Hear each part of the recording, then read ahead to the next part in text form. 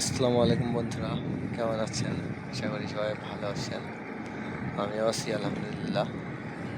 জায়গাটা হয়তোবা যারা সিঙ্গাপুর আছে তারা চিনবে।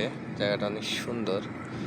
আমাদের মতো ছোটোখাটো ওয়ার্কারদের জন্য ভালো জায়গা। সারাদিন কাজ করার পরে রবিবারে ছুটি পাই, সপ্তাহে একদিন।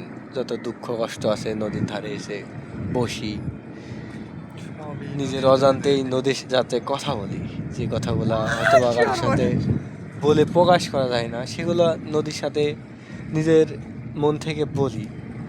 জানি নদী কথার উত্তর দিবে না, নদী কথার উত্তর দিবে না, তারপরেও কেন জানি না এইদিকে বারবার ছুটে আসতে হয়।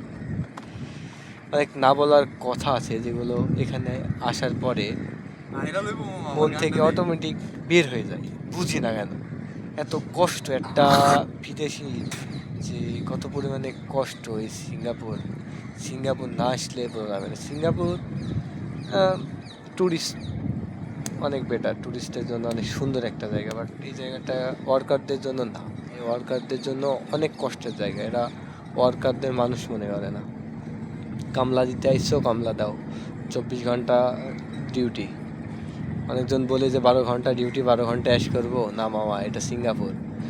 12 ঘন্টা ডিউটি করবা, 4 ঘন্টা লরির পিছে যাবে, 16 ঘন্টা শেষ। 16 ঘন্টা যাওয়ার পরে জামা কাপড় কাচা, রান্না বাড়া, খাওয়া দাওয়া দিয়ে ওইখানে শেষ 4 ঘন্টা। 20 ঘন্টা শেষ। ফ্যামিলি আছে, বন্ধু বান্ধব আছে, ওইখানে দাও 2 ঘন্টা, 22 ঘন্টা শেষ। মামা 2 ঘন্টা ঘুমাও। কিভাবে যায় 2 ঘন্টার জীবন? আমার এই যে বন্ধুর খুব শখ একটা কিছু বলা, একটা গান বলতে চাই। গান মানে নদীর সামনে বসছি দীর্ঘক্ষণ ধরে, মনে একটা গান আবেগপ্রত হয়ে মনে খেলতেছে। আমি গানটা আপনাদের সামনে প্রকাশ করতে চাই। বন্ধুর জোরে হবে, হ্যাঁ, কারণ ক্যামেরার কথা না শোনা যেতে পারে। নদীর জল ছিল না, ছিল শুধু বন্ধুর এই লাইনটার সাথে কিন্তু মিল আছে। যদি নদীর জল ছিল না, কুল ছিল না, শুধু ঢেউ। সত্যি নদীর কিন্তু কুল কিনারা কিছুই থাকে না, শুধু মাঝখানে ঢেউটাই থাকে। আর না বলা অনেক কথা ভেসে আসে, যেমন আমাদের একটা কামলা বা ওয়ার্কারদের জন্য যে কথাটা আর কি বলে অনেকজনা, তাদের সব কষ্টের কথা আর কি ভেসে থাকে এই স্রোতের সাথে।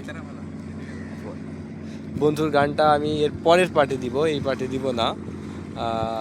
আমরা এরপরে আরেকটি জায়গা দেখাবো নেক্সট ডে, অনেক সুন্দর জায়গা। দেখা যাক। আল্লাহ।